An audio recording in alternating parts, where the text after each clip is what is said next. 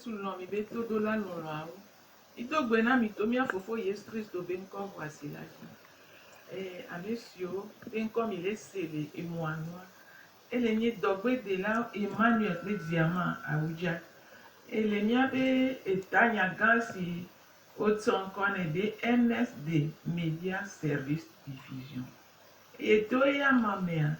mi de nous sommes vovovo de go et mi de tro asile wanti ke yawa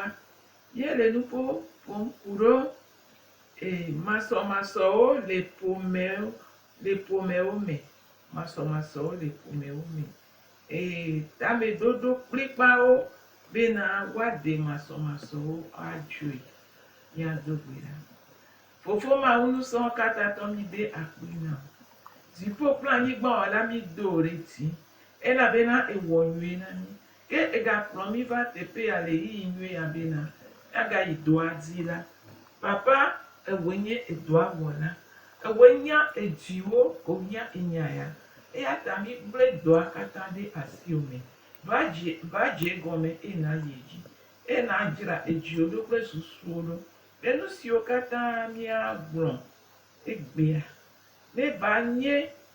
enu ke la pere pomedenti e la pere karelenti e la jirandedo eye amegbeto pomea na diwo akpe papa e Yesu Christo binko amen Amen. Ngwana yi jare. Abio mi aleke. Amiske kwa bire pe luvome. Ple maso are lekela noro. yo akpe ma wuo mi be na mi adebriboye gakea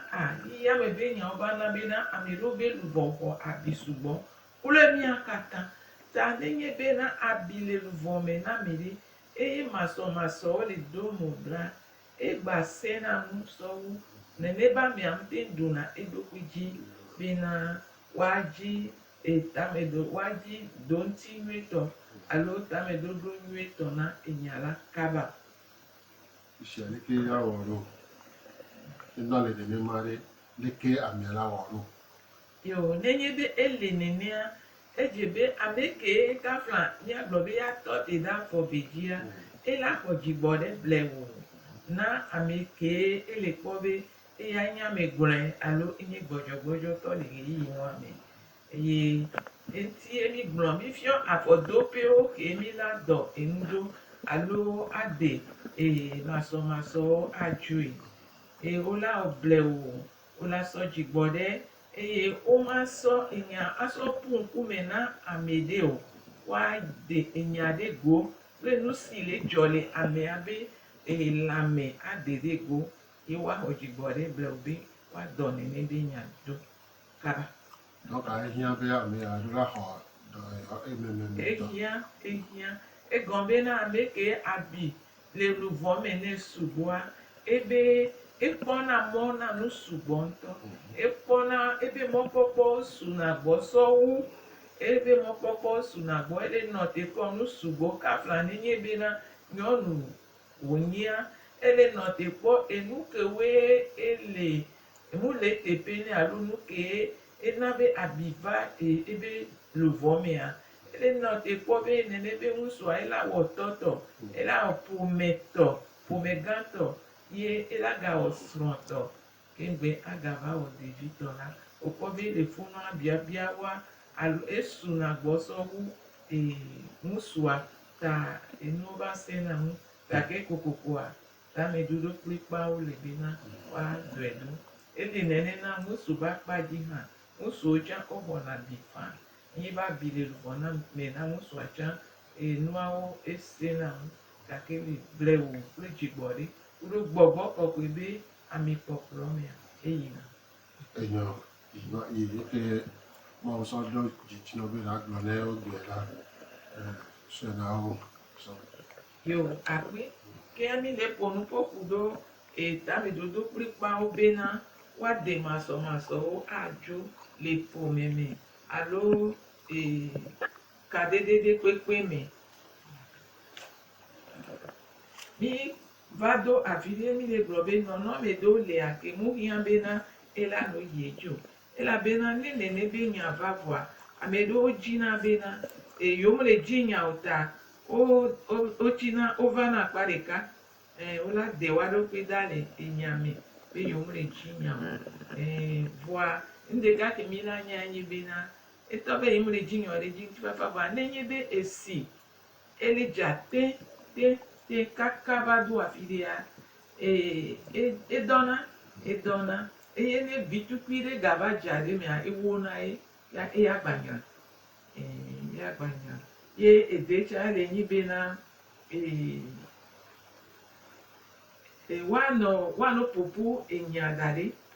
popu nyadade amelio be no me le nyibe na enya kejo so epe ape gome jejia ele jimene ele pote dade eletive kaka so yuleti wevea yantom yakpora enya ba sunagbo alegbegbe enabena echamukpenade amentio nenye be kuhi bireva yola dredwa olona wa keke sokona do tapia jia mukpenade amentio ta nono me wawa idola dejo ne mia dome eye nu ke nya nyebena dokusoso na bribo le mia be kadede ome mesia me la so do pina bribole kadede me esronto emusu bakpaji nyonu bakpaji alo kadede de pepe mea emila so mila ochacha klipa bena mia de ubia ujo kaba eyale akpa vegwame eye amesia me dola jagbagba le ebe akpaji fion be akpa ve akpata idola jagbagba ye enya be dododoa alo jajradoa ela kpebe niyanti enu ke ele vevere bena mia de ubiojo alo mia de enyajo ele nyibena ememe chacha kenya tomi wole emi la jagbagba be amerika ma wo chacha kuba be enye po la dujio alo ntonye pe jo awo kafra amesia me la jagbagba be ela du edokuchi agbenu le edokwi nti muka amekonyo onyame senwa onyame gbura onyame kapwa otepo na nupo nywede kabakabacha enyale nume na oyenya oya jona kwe le kadedebe akpajia omaji jena okokoko omaji jena okokoko olaji agbagba bena jena wa mule vevere o eke le vevere ele nibe na enya le dolo nenye be ojina jena okokoko a efiobe ole tuafo ameke eya mute senwu la kpanwaji bena lenya bia ya ji ebe jena eto ejo a okole ji jena okokoko a ole tuafo amiaro ole do afo eji ma kpede eyantiye ma kpede nyantocha nyantio ekecha gbale vevere bena mianto miado esepe na miadokwi munyabe mute wone muse mu mate we voa mado sepe na dokwini ne ameve wancha alo le kadede be nyonyota mado sepe na dokwini enuantie ma gbenu le dokwini nti alo mana dope dokwini alo mana tepele dokwini be unye tonye kwe lajo kokoko le nyame nenye bena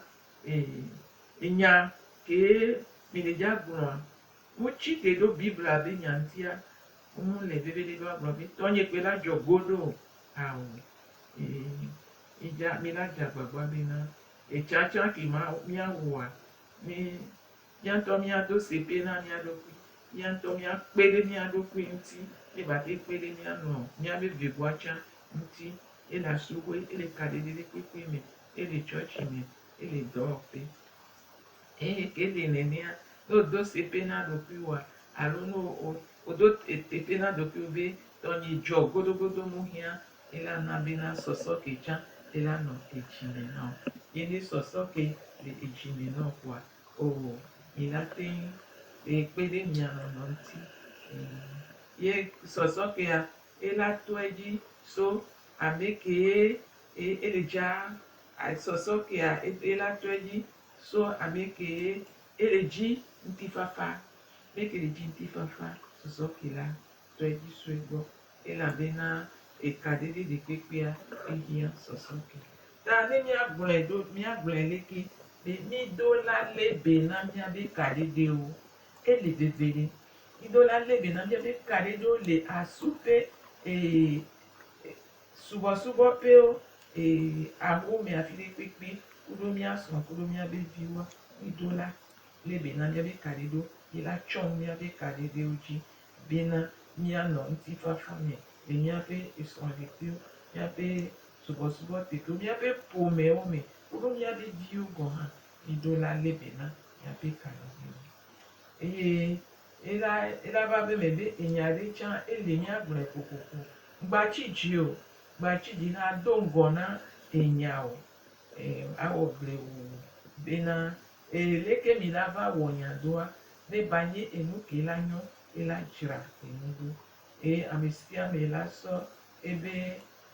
ela ɖo eɖokui dzi ela sɔ ebe nɔnɔme etɔ be nɔnɔme alo ebe afɔɖeɖewoa eɖo la wɔ tsatsa ɖe wo ŋutɔ koe la te lé avu ɖokui o ame bu ma te lé avu o ye be la nyɔ sɔ wɔ ŋutɔ alé avu ɖokui o aƒo nɔnɔme alo aƒo dẽ alo aƒo afɔɖeɖe ŋuti ye evegua tsã mi do la lɔ̃ bena ne nya ɖe va mianɔ gblẽ egɔ̃ bena ne mi le gblẽa ekpena ɖo miakpata mia ŋuti la kpe ɖe ŋuti o la kpe ɖe ebe gbɔ wòatsã ŋuti eke gba le me tsã nye bena kokoko le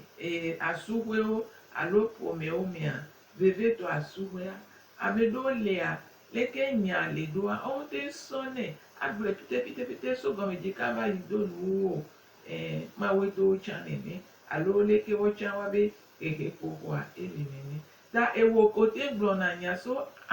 kaka va yi do nuwuwoa wogblɔnɛ nyuie ɖea wòla kpe ɖe nɔviwo ke ne nya ɖe va ŋute nɔna susu me nɛ so ɖeka kaka va kɔ ɖo alɔfa ɖeka dzi o wòla kpe ɖe ŋuti egɔme nye bena nuke ŋuti wòla kpe ɖe ŋuti ɖo wòla no biɔe enyawo ke ela kpe ɖe ŋuti ela trɔ do ŋku nya ame ɖewo dzena nya gɔme le dodo me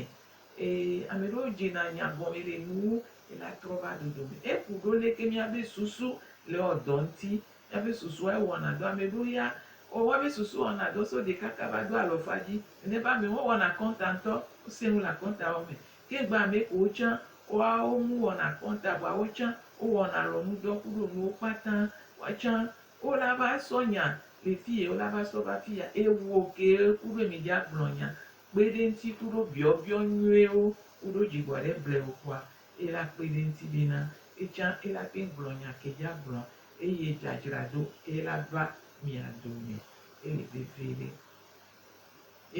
enya ke le vevele na mi sɔ wu le fie ke mi le gblɔa ele nye nukɔ miasɔ nya ya ke mi le se asɔ do dɔwɔwɔ me edɔwɔwɔ ne mi sɔ do dɔwɔwɔ mea ele vevele na mi ela kpe ɖe miafi sɔ wu nu sia nu ke gbe miagba va yi edzia mi la sɔ enya ɖewo sɔ do afɔdzi na mi eya enye doɖo ɖe ke ewu sika tsã ye mi la le be me ele nye nukɔ nenye be enya ɖe le ye mi le dza gblɔea ame ke dza dze nya gɔmea edo la do gbe ɖa abiɔ gbe gbɔgbɔ kɔkɔe ye gbɔgbɔ kɔkɔe la va xɔ anyi nɔ le mia dome bena kususu bena miabe sese le amewo kpata ela yi to ŋutilã la yi to ye gbɔgbɔ kɔkɔe la va xɔ teƒe le mia dome mi la biɔ nenema me la biɔ ame nuveve sugbɔ le Mawu gbɔ miagasɔ yi edzia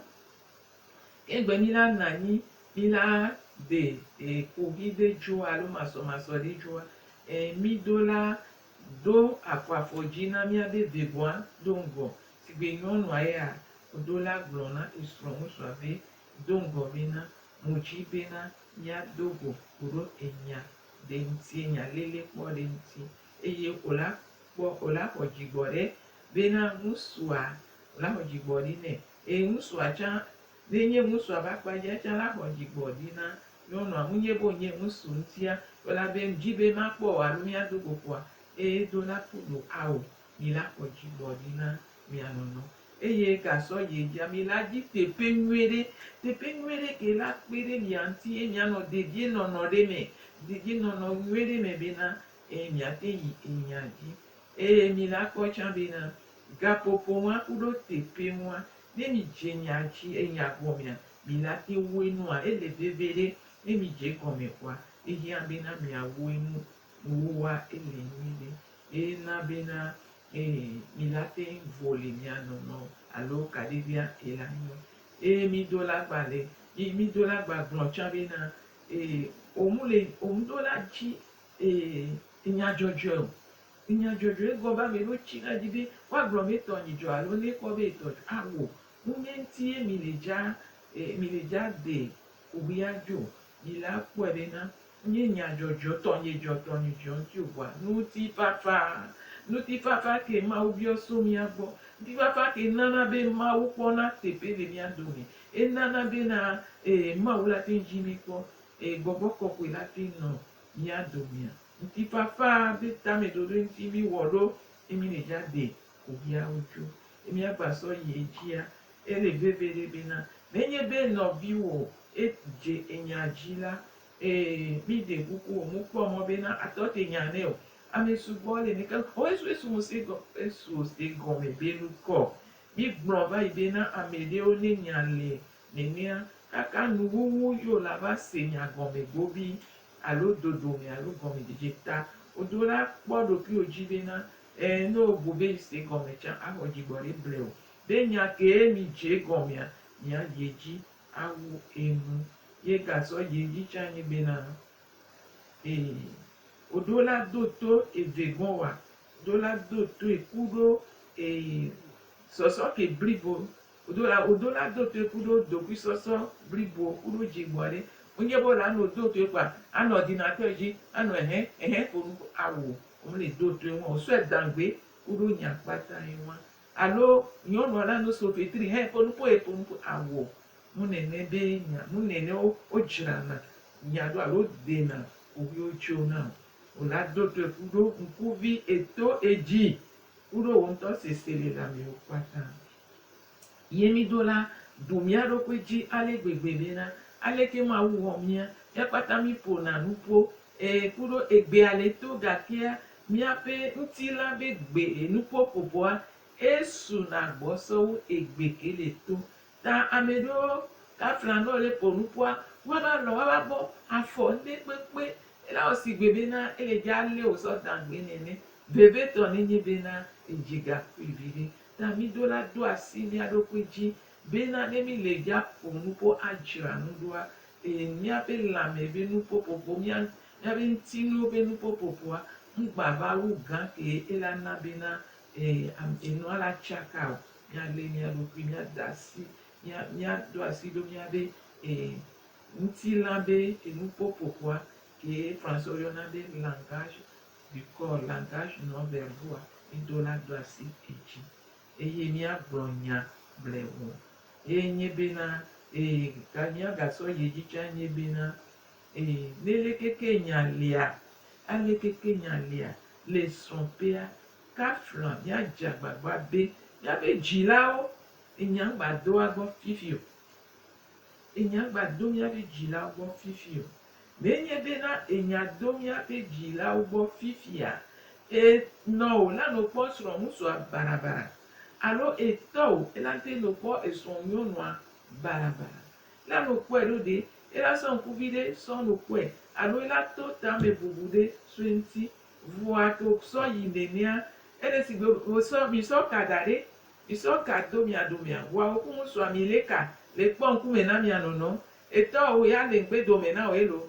le kpɔ ŋusua be ŋkume o enɔ tsã le ŋgbe dome nɔ ya le ka eku ɖo le kpɔ nyɔnua be ŋkume o elana be gake me mi va kpɔ be awo enya mu gba mu hiã o ɖe nya ya mi se gɔme mia tati nya ye mi tati ka o dzila me be o le ka sese ɖe yo le dɔ ole don ole amesi amele gblɔ etɔ agba mi miagba mi yina ne no mudo la yi nom do kpa eka nua tó gbɔ be mi wɔ tsatsa be miata di ka ne miatrɔ wɔ ɖeka dzila ole ka le hɛ eye ŋutifafa ŋgbate ŋvana tututu alo ŋvana kamɔ ta miadze agba bena ne masɔmasɔwo va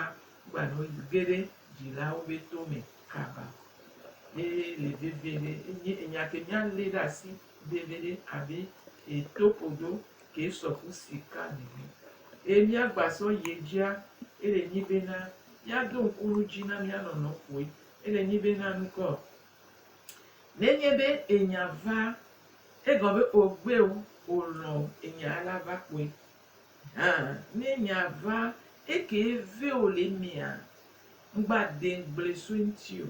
o dena ŋgble so enu ke le eve na mea sugbɔ so o dena ŋgble so ŋuti o egɔ gake me nua ve o ha ɖeka ta nua le miti do va yi megbe ɖomea ame veve le ame ɖewo si nene enyawa ele dza va yi vɔa ne o tɔ ŋgble dede so ŋutia fifi dzia o la ŋlɔ wo ma gã ɖe esatana la va do adam na yɔ wɔ leke ta ne nya le vea mea o buna tame so ŋuti o e o buna tame so nuke ŋuti o ma o be nya ŋuti enya ke la do dzidzɔ nɔ enya ke ela kpe ɖe ŋuti wa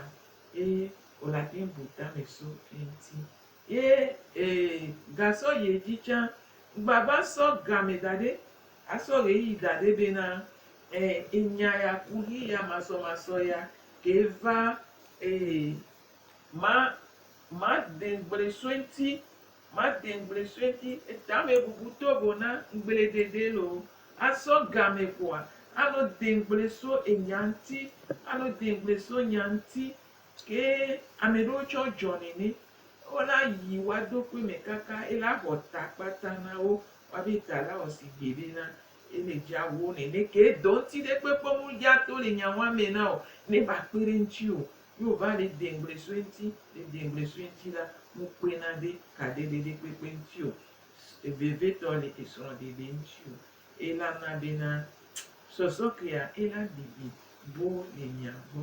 ye tsã eke miagasɔ do ŋku ŋuti na mia nɔnɔ enye bena mi gba kpɔ etoa ke le ŋgɔ na mia mi gba no kpɔ etoa o gakea mi ma no kpɔ eto ke le ŋgɔ na mi o vɔa mi la no kpɔ ame ke didi na toa le kekeke etoa le doa edɔlele ya enu dzɔ ɖe ame dzi ya le kekeke etoa le mia domea le agbewo mea ŋgbasɔ mɔkpɔkpɔ alo mɔnukpɔkpɔ asɔ da ɖe ano kpɔ etoa ebe kɔkɔme ku ɖe ebe keke mea awo mi ma kpɔ etoa o eto ɖe kpekpe mu le asuwe mu le srɔ̃ ɖevi o lo ne mi le kpɔ ame ke nye do ŋuti ame ke nana do ŋuti na etoa ame ke ƒona nuƒo alo la degbe ye eto ma la bu ɖa fifia ne mi le kpɔa ele veve ɖe le ka ɖeɖe kpekpe me wonye srɔ̃ ɖeƒe ɖeɖe o ye miagasɔ ye dzia mi le gblɔ bena ŋgbasɔ esrɔ̃ ŋusu si gbe mawu nene o mu mawu be nyi o enye esrɔ̃ o la bɔbɔ ɖokui o nɛ o la do doe gakea wonye mawu be nyi o esrɔ̃ nyɔnu enye kpeɖeŋutɔ blibo na o vɔa ŋgbasɔ si gbe gbɔgbɔ kɔkɔe o ewo ŋusu gbasɔ srɔ̃ nyɔnu si gbe gbɔgbɔ kɔkɔe le agbewo me gbɔgbɔ kɔkɔe le ku ɖe ebe dɔwɔwɔ nyɔnu tsã le ku ɖe ebe dɔwɔwɔ gbakpɔ esrɔ̃ ŋusu si gbe mawu dɔ la nene ke fɔbubu ɖe kpekpe mu le ŋuti o alo mate dze agɔ alo mate do kaflatsea gbasɔe nene o nye mawu dɔ la be nyi o donc ŋɖe kpekpea mi do la nya be ame sia ame ŋuti be do pe le esrɔ̃ ŋusua esrɔ̃ nyɔnua nye mawu dɔ la o ela te gblɔ nya gake fifi dzia ela te do kaflatse ela gblɔ ku ɖo kaka ɖe dzi fifi dzia la do kaflatse wa nenye bena o sɔe si gbe mawu dɔ la nenea ne va do kaflatsea ejila gba náà o la bú mọ́ pọ́pọ́ o la jagbọ̀ o la wọ̀ nuvọ́ ta dóhùn kúbé esrɔ̃ nyɔnua munye gbɔgbɔ kɔkɔe esrɔ̃ ŋusua munye mawo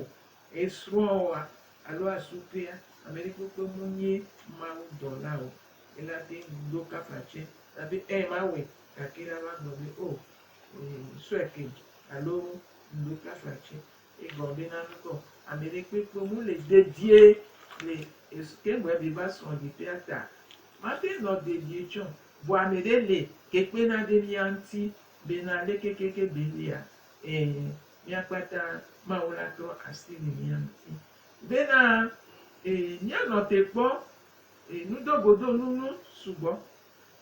nenye bena mínya nene be nyawa nudogodo nu sugbɔ ela mi kpata le esrɔ̃ ɖepe voa nenye bena mínya bena vovototo le mawu dome gbɔgbɔ kɔkɔe dome mawu dɔla domea nudogodo nuwo ma sugbɔ na mi o menya be esrɔ̃ ɖepe o ke ezi mia dzi be nukɔ míakpata míanɔ kpɔ do ŋutia ke nye mawua ame ke si ŋusẽ le nenye be wò ŋusu le kpɔ mawua wòle zɔ le yi mawu gbɔ nenye nyɔnua tsã le kpɔ mawua wotsã wòle da afɔ le yi mawu gbɔ fi ke mi le dzia va yi dogo le ye mi dzia va yi trɔ zu ɖeka susuwo la nyi ɖeka susu enuwo kpata la nyi wɔwɔ si gbe leke wòle nɔ te kpɔ leke wòle bu tame be ne ba nɔ na wa ne mi gbe le gogo mawu kpɔ mi la kpɔ be dzidziwo ele sɔ kuɖo nu ke mi le nɔ te kpɔ miakpata mi le di mawu ogbe le gogo mawua wòle di mawua wòle akpɔ bena esrɔ̃ tsã le di mawu magba nye nyawɔwɔ alo magba nye tukara o mawua ŋutɔa ela no trɔ asi le miame eve ŋuti ta mido la nye gobi bena esrɔ̃ ɖepe ɖe kpekpe edo koyi ye ka ɖeɖe kpekpe edo koyi edze gɔme so kaka ede ŋbɔ me ta alekeke wònyi hã la ne míekpɔ ne míexlẽ nu le Mose ƒe agbalẽ gbã Mose ƒe agbalẽ gbã kpikpi asi ɖeke vana woetɔ̃ la Mose ƒe agbalẽ gbã etatɔ̃ Mose ƒe agbalẽ gbã etatɔ̃ kpikpi asi ɖeke vana woetɔ̃ la ele gblɔ be leke o tete Yehowa Mawu yɔ amea gblɔ nɛ bena afi ka lele edo ŋu nɛ bena mese ŋkɔ o le abɔa me eye mevɔ̃ elabena mele amama eye meɣla ɖokuinye egblɔ be ame ka etoe na wò be amama nele alo ɖe le ɖu ati si ŋuti mede se na wò be megaɖu eƒe ɖeke o la ƒe dome mahã ame la do ŋu nɛ be nyɔnu si nètsɔ nam la eya ena atia dem meɖu eye Yehowa Mawu gblɔ na nyɔnua bena nu ka ŋuti mewɔ alea nyɔnu la do ŋu nɛ be da la eblem eye meɖui ne mi do ŋku enu dzi nyuieɖea nyɔnu ke Mawu sɔ va na Adama ekpɔ dzidzɔ ebe va zɔ ko ne fiɔ be azɔ koa enya ɖe kpekpe gba le sɔwu azɔ ko ekpɔ dzidzɔ ebe dzidzɔa dze eme ebe azɔ ko efiɔ be ele lala nyɔnua ele nɔ te kpɔ enu ke la va tsɔ yi be akpa gbaloa alo akpa ke ena be yemu de blibo ye Mawu sɔ nea ekpɔ dzidzɔ ɖe ma ŋuti gake ke vodada vi ɖe ge ɖe woame heyi ke ŋusua la bɔbɔe ɖokui gbã abe fofo medzago alo nye davo sɔe ake mi la etrɔ ɖo Mawu ŋuti gblɔ nɛ bena nyɔnu si wò ma wu n'etsɔva na ma azɔkwa etrɔzu enyahege le amegbetɔ kple mawu dome ke ale yi ke nyɔnua hã atrɔ ɖe mawu tia gblɔ be ao miatɔ mieda vɔ mi mewɔ nyuie la ehã etɔ na mawu be eda ke mawu wɔa eva nɛ ye yi do afi ma la nya ɖe dzɔ ye ke ameɖeke mate to le eme o togbɔ be mawu va sɔ ɖoŋti sɔna esɔ mía fofo Yesu Kristo sɔna be to atitsoga dzi etrɔ va dɔ nu ɖo etrɔ va dzra nu ɖo trɔ va sɔ nu ke gblɔ sɔ do eteƒe hã la zi ale si ke hiã me mi le kokoko la aya ŋua dzina be yeaƒo kokoko le srɔ̃ɖeƒe elabena fɔbubua enuvɔa eto edzi so srɔ̃ɖeƒea ye ta edzina kokoko be yeava ta mi do la nɔ treva bena ne va la mi magana be nuvɔ la magadzi nuvɔ dzi alo miagadzi nuvɔ ɖe nuvɔ dzi o ɖeko mi la wɔ leke o mi la lé enya atati esrɔ̃ŋusua alo atati srɔ̃nyɔnua adze nuvɔa dzi ade ɖa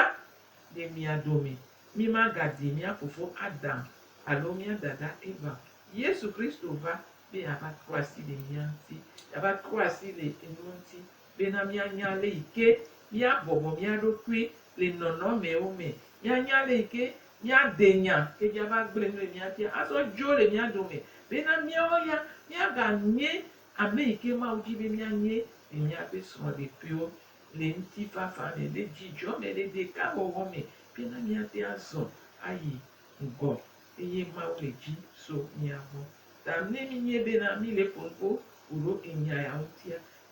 ekpe ɖe miamevea katã ŋuti ne mi yi dzia Biblia gblɔ be nukɔ ame eve le enyo wu ame ɖeka gake ame eve wa ne nane dzɔ alo masɔmasɔwo va la mi la ŋkɔ mi la de dzo kaba miade dzo kaba bena nya ke Mawu gblɔ ku ɖe ŋutia eva kpɔ eme vava ade la ɖe ele gbe me ye sɔ ŋku sɔ kpɔ nu ele kpɔ nu ke be sɔ ŋku sɔ kpɔ o ekpɔ elãwo wo sugbɔ le egbea me sigbe ɖeke mianya be egbe mea enye elãwo be teƒe ke elã wɔada elã ke lena mea etsã eva bena kokokoa elãwo lena woanɔnɔ ɖuna le gbe me sigbe ɖeke miamegbetɔwo hã kokokoa mi dzina bena miagble le mia nɔnɔ ŋuti ke ekpɔ elã ƒuƒoƒe ame eve ƒuƒoƒe tutu gbã enye bena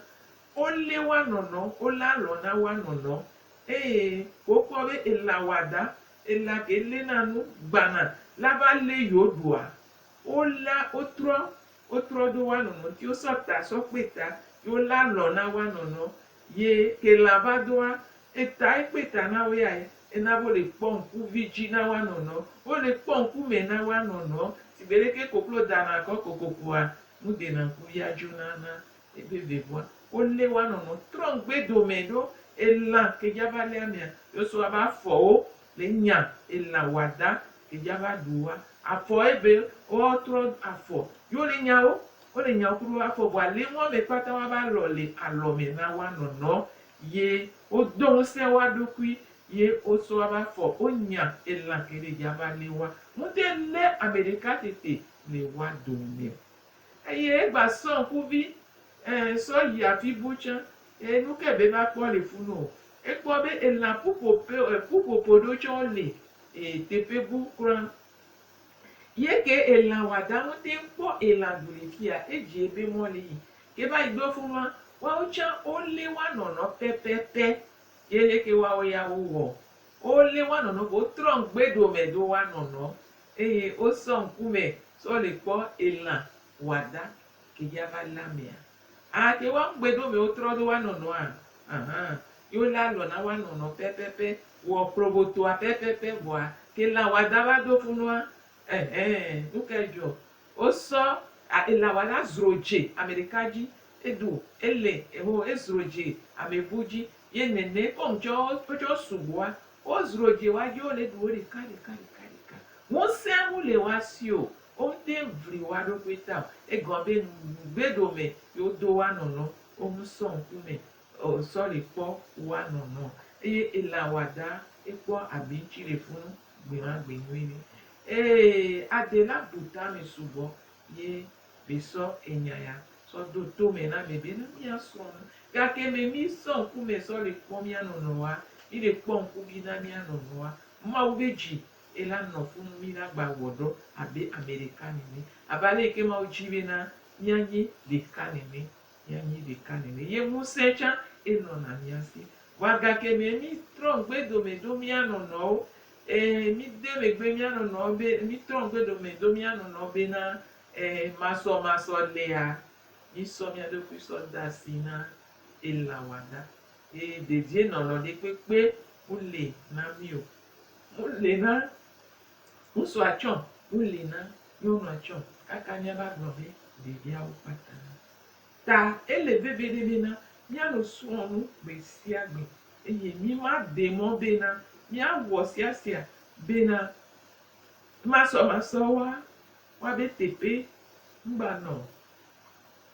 mi abe so de pe o ngba no mi abe awo mi ngba no mi abe ka ni do me ela va boa mi la o ni ko mi la fi mi o le ka ki a fi mi la tuji o go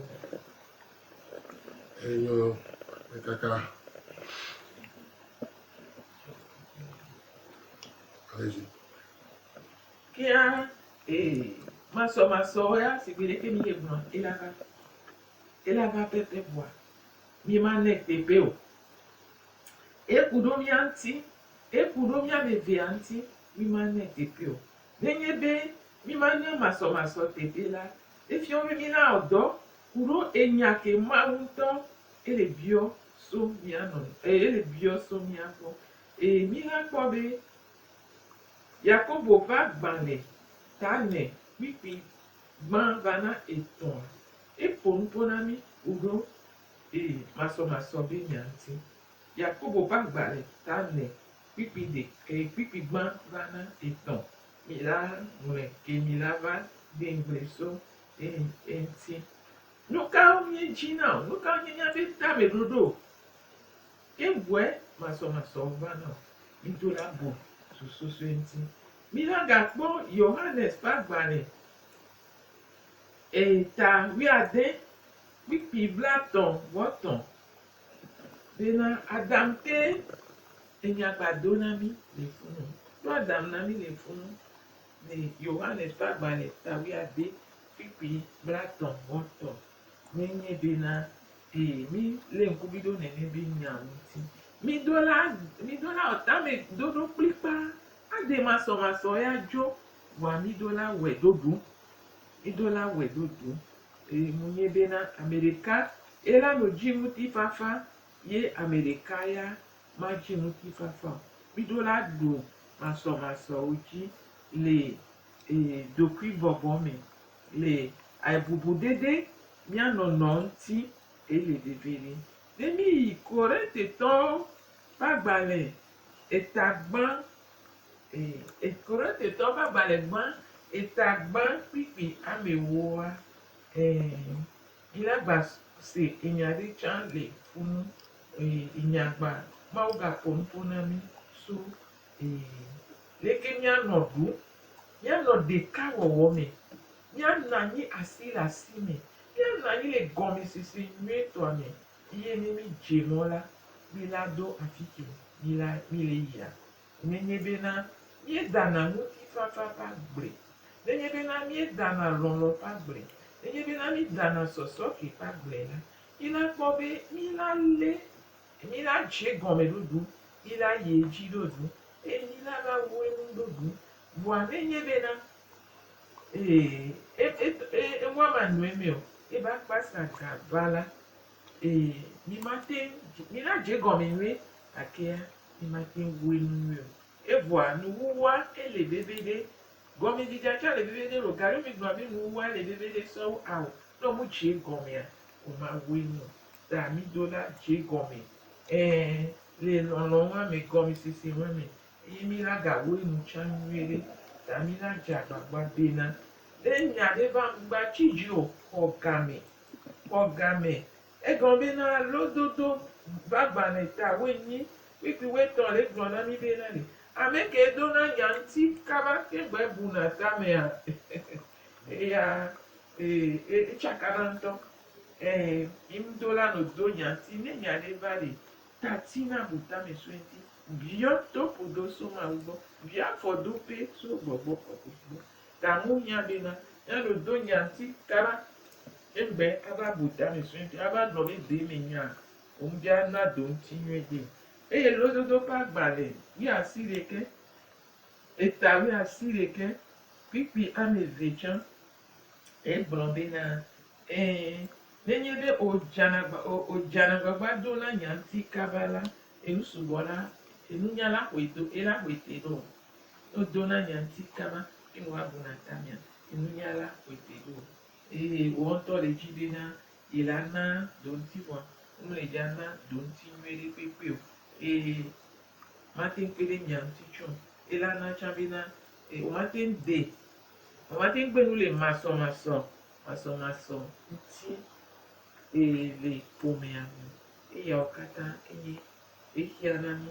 emila de breso enti gastiagam benu kentie mawu ejibena ya no budo susu de lesi ne susu ke lesi yebe biso dope subo sona maso yeni wona ta me dodo pripa bena ya de nenebe maso juna imate po vide nwede pepe tia ne enyareva gbajibe na yazi pio amedio ne nyale be wale ke nyareva po wala zidode omleja kenu abo ma ube na mia nani ya gbe alenya adenya maso aju ye ebe bon che ga ni bi nko ne maso le vare o mgbaso wo enya kakaka wonto abijile dopi ome achijile dopi ome aso ma vole dopi ome muhian no nzobe elava enti neva ola wodo so enti adeju adimawo ele bebere kia enyo o tanto kwalili nigo wa nya so to ta ho re kia pe na to yino la o ni laragbe nya awo enu ni matiji o nya ba mu ka ni ni nya be nya se o kita nya do bera Mida pena mi ameko promido mi so mi apege iyo so senyani ya be bedo da le nyibe na re ya nenye isi devina mi e ba devina mi abe vio pe amesi o kata le mi anti papa mi do re ji gogogo e la bena e ga ponu papa nu puare ni le bio bena ne gede anigba nreji eye wonto na musebe na wamye wachekunwe bena pomede na dodu bena nkuna huna